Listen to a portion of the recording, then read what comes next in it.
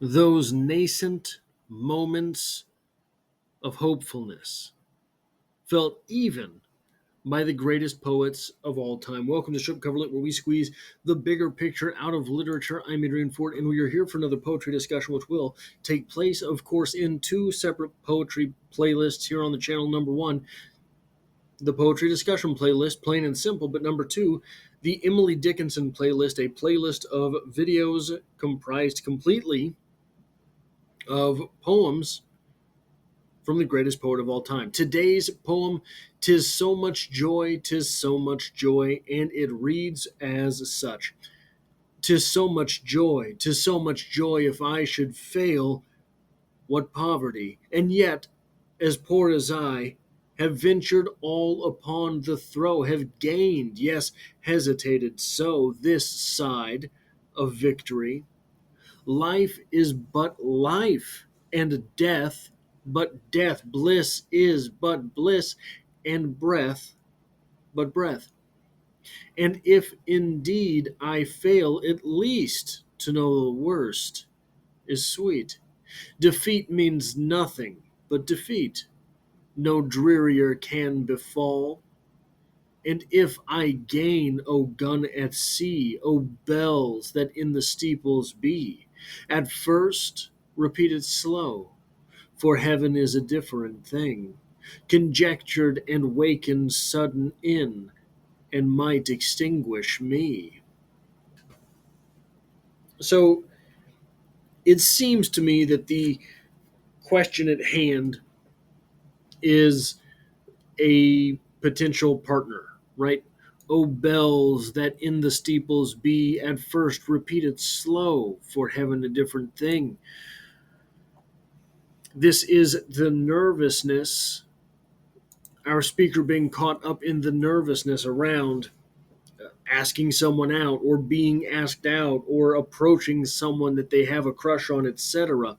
And it seems to me that maybe our poet had ingested a bit too much Shakespeare before writing this poem. But it's a useful trip into the humanity of the greats. It's a useful trip into what it means to be a person, simply a person. I oftentimes build Emily Dickinson up in my own life as being the great Emily Dickinson, the master poet, the greatest poet of all time. And it's important for me to remember, go off camera for 1 second, this is just a person.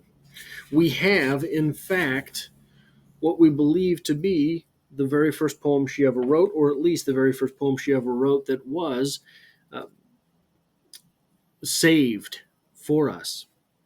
Valentine Week, 1850. Valentine Week, 1850, the young Emily Dickinson was wrapped up in the idea of love.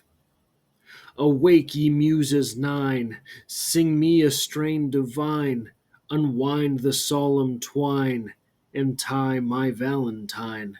Oh, the earth was made for lovers, for damsel and hopeless swain, for sighing and gentle whispering, and unity made of twain."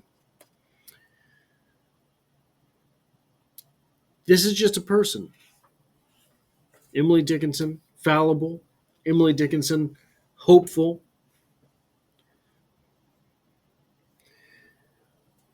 And as esoteric, I think, as sometimes the practice of poetry gets to be. Make it strange, right? That is one of the monikers that comes from the sort of the early 1900s. Make it strange, take the thing and make it different than you've seen before. And by making it alien to what it was, we are all of a sudden able to appreciate it anew. The example that often gets thrown out of the make it strange, make it new type of writing is the Red Wheelbarrow, William Carlos Williams. So much depends upon a red wheelbarrow glazed by rain, right? The red wheelbarrow, a very simple poem, very few words, but by alienating us from this thing that was the wheelbarrow, we have to see it in a different context. We have to understand it in a different light. And it allows us, it maybe forces us to imbue that thing, the wheelbarrow in the poem, with a different type of appreciation. Kind of the opposite is going on with this poem for me, is going on with this type of poem for me. The thing here that is so wonderful for me is that it humanizes the genius that was Emily Dickinson. Emily Dickinson, able to take such grand ideas as truth and beauty and make them through her words the same thing. I died for beauty, but was scarce adjusted in the tomb. When one who died for truth was lain in an adjoining room, he questioned softly why I failed. For beauty I replied, and I for truth. The two are one. We brethren are, he said. And so as kinsmen met a night, we talked between the rooms until the moss had reached our lips and covered up our names. In that poem, Emily Dickinson is taking truth, is taking beauty, and saying they are the same thing. That is the type of genius I cannot comprehend.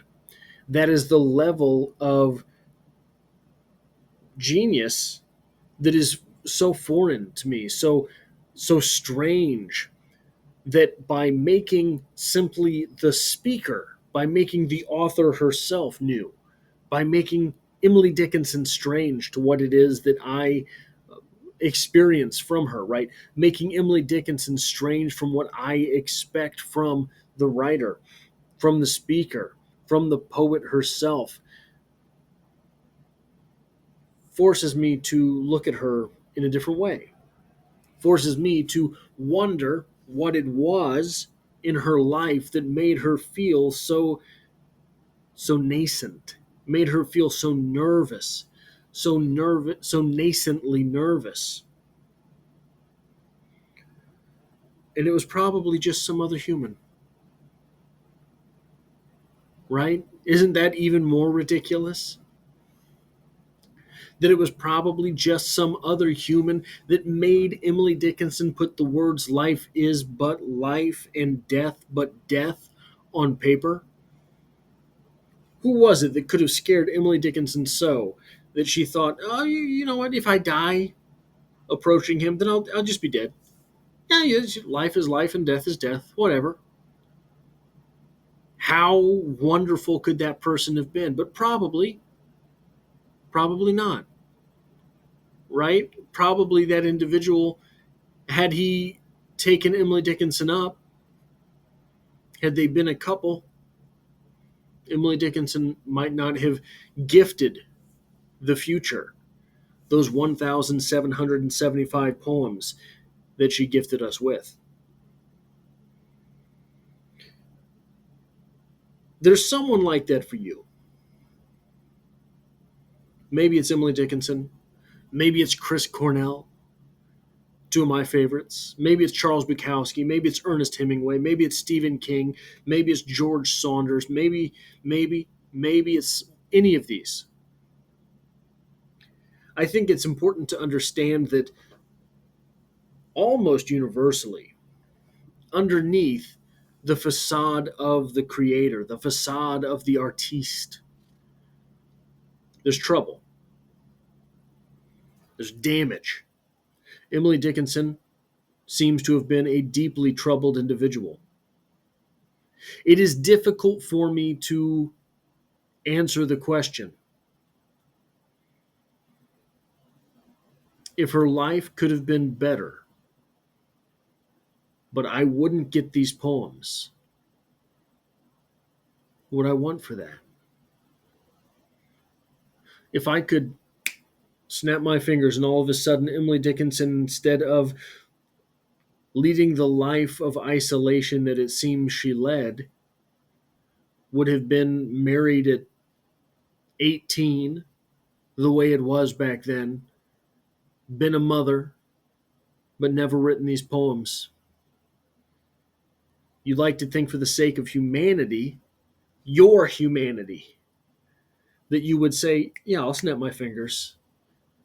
I will never read another Emily Dickinson poem. In fact, will never remember it because it never happened. But how much better is the world for Emily Dickinson's poetry?